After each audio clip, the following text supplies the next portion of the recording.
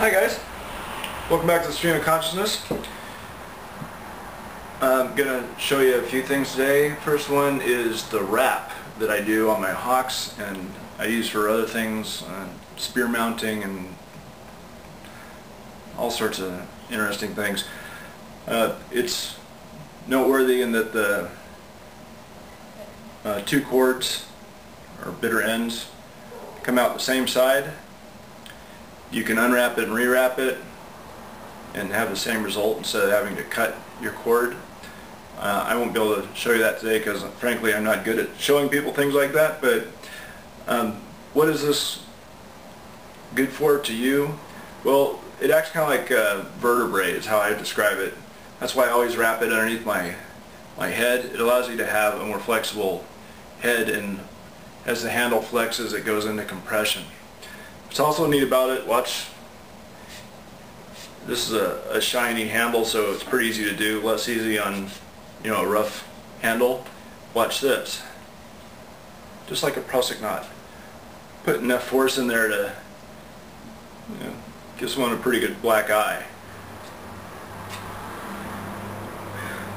but still moves easily. That is really good. You don't have to tie it up very tightly to be effective. And what I have here is the 4 stages. I'll take the rubber bands off, it'll make more sense. We're going to deconstruct. First, that's what a successful one looks like, and I figured this out on my own. I'm sure that 3 billion other sailors and people throughout time have done it too, but I like it a lot.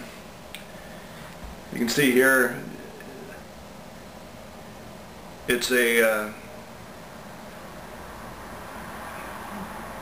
it's a terrible thing.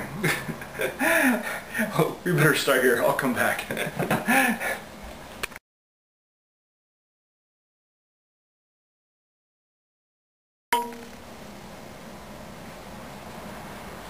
Okay, this is a cold steel extra long handle, but you can use anything.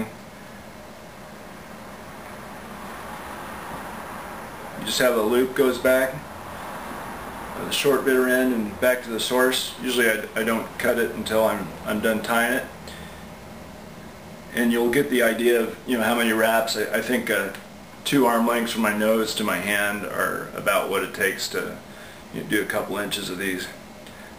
There it is, head's here normally, and it's just a bend. Put your finger on it. 1 wrap, 2 wrap. Come back around, hold it with your thumb. You see that? You're going to sort it out later. Then you just flip it over, pinch it down, and you put this right in the middle of the loop. This bitter end is better to have at least a couple inches longer than how low your wrap is going to be. When you get good at it, you can make quick adjustments. That's all there is to it. I looped it up, bitter end up, wrap, wrap, pinched it down, folded this down through, and I left enough room to have a finger through. Okay? And then you start your wrap. See how it's not tight? It doesn't have to be. You can sort it as you want if you're really type A, and it becomes easier at this point. You want to adjust the bitter end so that it's always in between this loop. That's another nice thing about it not having to be tight, is you don't, you're not fighting with it all the time. If it's not in between the loop, it's not really critical. Okay? That's the end of the first step.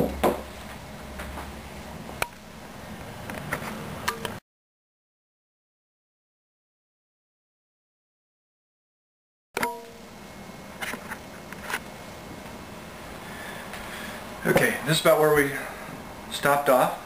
See, the rubber band is essentially holding it into position of the 2 wraps, the fold over, and then the next wrap is beginning.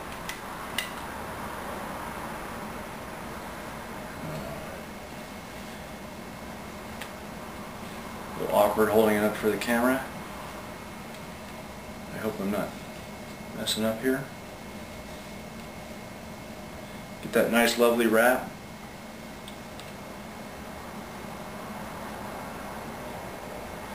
See the bitter end is in between the loop. I put it underneath. It's not too critical either one, but underneath is better slightly. Bring it through, leave enough room to play with. Goes over and under the loop and through. Okay?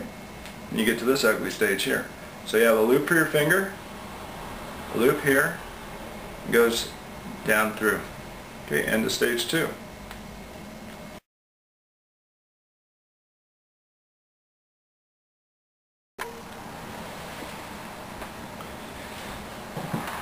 Okay, same thing as before. This is where we ended in stage 2 on the E-Ugly stick. It's wrapped around, it's going through. Not being really careful here. You know, the more careful you are, the more beautiful it is, but functionally the nice thing about this is it's very forgiving. Resist the urge to pull this down, because you want enough room to grab this and pull it. You'll get so that you can do these so fast when you're not sitting here talking about it and jonesing for your second coffee in the morning that it's easier just to unwrap it and do it. But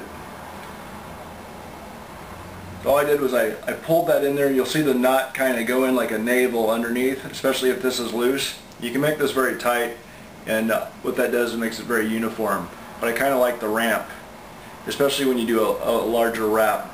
But anyway, all I did was I pulled this, and pull it slowly so that you pull the right side. You know, by instinct I kind of know where to go. You know, he said before he screwed it up. Then make sure that you have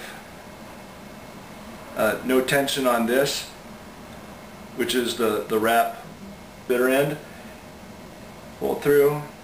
I'm making this harder than it actually is. Then you just pull it down. What I like to do at this point is just make a little loop of some sort, which I like attaching lanyards, which act as carry straps. I'm switching to sort of a bandolier carry that I'll try to show you, but it's the same one you always see. The jute is carrying a lot of the load, if you will, of this. My handles are made so that they don't really need these, but if you can add something that has secondary uses like line, why not, right?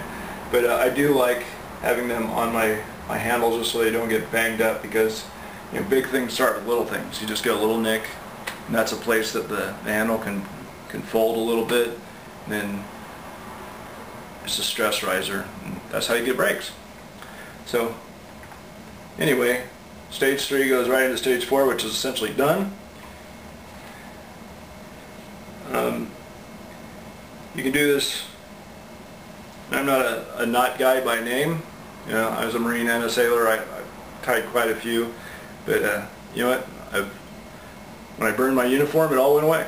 So look it up. Better guys than me can tell you, but you know what they're called. But see, I have just a little loop there, and that can be really useful for like turning your hawk into a saw and other things that we'll get into later. Anyway, thanks for watching. I hope it helped a little bit.